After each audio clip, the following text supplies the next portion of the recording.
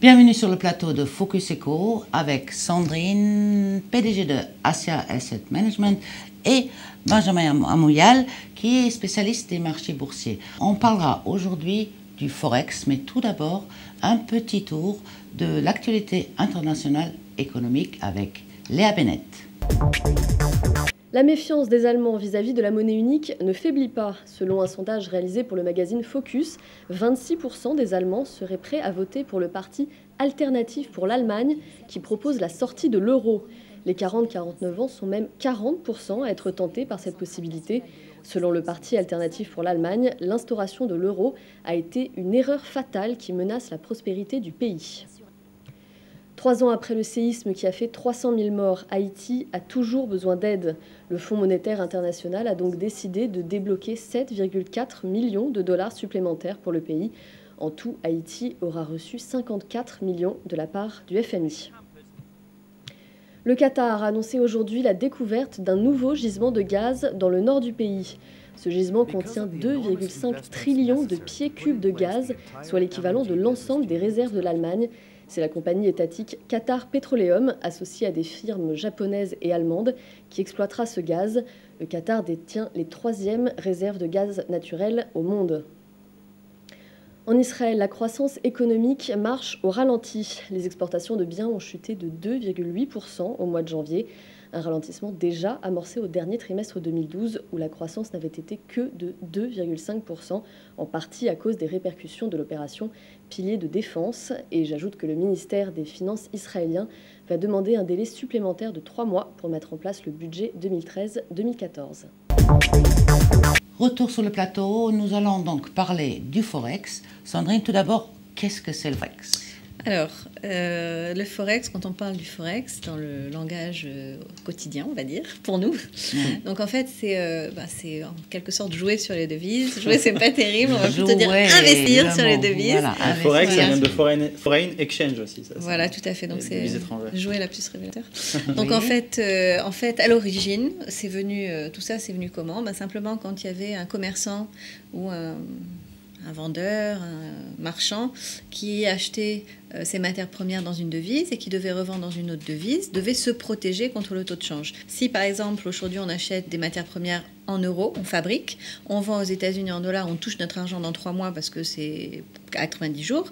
Dans ces 3 mois, il peut y avoir d'énormes variations entre l'euro-dollar. Et à ce moment-là, si on a acheté par exemple pour 100 euros, qui représente une certaine somme en dollars, si demain c'est l'argent qu'on doit toucher en dollars, quand on convertit, ce sera plus que 80 euros, on aura perdu de l'argent. Donc, à l'origine, c'était pour se protéger. La protection. Souci de couverture, exactement. Exactement, souci de couverture. Donc, de ça, il y a eu le spot. Spot, c'est quand on fait une conversion à 2 jours. Il y a eu le forward, où là, on peut aller sur des périodes beaucoup plus longues. On peut même aller jusqu'à 1 an. Donc, tout ça permettait de se couvrir. Mais qu'est-ce que c'est devenu ? Voilà. En fait, c'est devenu de la spéculation pour beaucoup. Donc, pas toujours, mais pour beaucoup de gens, surtout des petits investisseurs, parce que les gros investisseurs, les gros fonds de pension, etc., vont continuer à utiliser le Forex pour se couvrir, pour se protéger. Mais par contre, les petits investisseurs qui se disent « Ah on va jouer un peu sur l'euro-dollar, on va gagner un peu d'argent », là, au bout du compte, ils sont toujours perdants. Voilà, 99% sont perdants. Pourquoi ? 99,99999. Pourquoi ? Non, mais comme toujours, l'esprit humain est ainsi fait, c'est-à-dire qu'il y a une bonne idée au départ, donc une idée saine de se couvrir sur le risque de change, et après, les mathématiciens arrivant, on étend un petit peu on déplace ce problème-là et on en fait des produits financiers hyper compliqués. Alors, mais là, c'est pas très compliqué. Non, on achète du dollar, de l'euro, non, on espère de gagner mais ce qui est devenu d'argent. compliqué, c'est qu'on est rentré dans des marchés qu'on appelle dérivés, où il y a commencé à avoir des options, des premières générations, ce qu'on appelait les options vanille, où c'était des options call-put sur des devises. Voilà, on va faire une émission option bien sûr. Restons dans le Forex. Et alors là, dans la simple, exactement. Avant, on échangeait juste l'euro-dollar. Maintenant, il suffit d'échanger des contrats sans même avoir touché l'euro-dollar, par exemple. Et ça a modifié complètement, si vous voulez, l'anatomie du marché d'échange, en fait. Ce que veut dire aussi, Benjamin, c'est qu'avant, si par exemple on avait 1 million d'euros et on voulait acheter du dollar, il fallait qu'on ait ce million d'euros concrètement. Oui. Aujourd'hui, on n'a plus besoin d'avoir ce million d'euros concrètement. Surtout si on joue, enfin, si on investit sur des sociétés sur Internet, ce genre de choses, où là, vous mettez $100, ils vont vous prêter encore $1000. À la limite, vous avez besoin de zéro. À la limite, bon, certains sont presque à zéro. Oui. Donc, Et en fait, ils prennent ça comme argument de vente. C'est-à-dire, venez chez nous, on va vous donner... vous mettez 1000 euros, vous pouvez jouer jusqu'à 1 million, donc un effet de levier quand même assez important. Mais ce qu'ils ne savent pas, et c'est qu'il y a souvent une publicité mensongère, c'est que derrière, il y a un risque qui est hyper accru. Voilà, exactement. Bon, concernant le Forex, qui est un business comme un autre, sauf que ces derniers temps, il y a des sociétés Forex qui volent tout simplement le client. C'est-à-dire, vous donnez votre argent à une société Forex, ni ils investissent, ni vous pouvez retirer votre argent, votre gain. Apparemment, ça fleurit dans plusieurs pays. On va peut-être se faire des ennemis, mais c'est pas grave. C'est plus insidieux que ça. C'est-à-dire que c'est vraiment des sociétés qui se créent, parce que les sociétés sont souvent basées à Chypre en général. Et ce qu'elles font, c'est qu'elles ont des services rétention, donc qui travaillent 24 heures sur 24 au téléphone, pour qu'à chaque fois qu'un deal est gagnant, donc vous avez acheté de l'euro est monté, elle garde le client. Donc globalement, vous ne pouvez pas sortir votre argent, donc c'est comme si vous avez perdu. Et en fleurissent des dizaines et des dizaines par an, comme je vous disais, avec des sociétés basées dans avec on va dire une liberté au niveau fiscal et au niveau juridique et réglementaire. Et donc ça fleurit et c'est beaucoup d'arnaques, beaucoup d'arnaques. Donc faites très attention si vous vous intéressez au Forex. Surtout pas, renseignez-vous sur des sociétés sérieuses. Est-ce que vous... Oui, tout à fait. Donc, il faut surtout avoir affaire à des sociétés sérieuses, faire ça dans sa banque, ne pas chercher à jouer sur... C'est pas un casino. Enfin, je veux dire, oui, on peut considérer ça... devrait pas l'être. Voilà, on peut considérer ça comme un casino, se dire, OK, je prends tel montant et puis je joue avec. Mais c'est pas le but. Donc, quand c'est pour investir de l'argent, donc faire très attention, ne pas...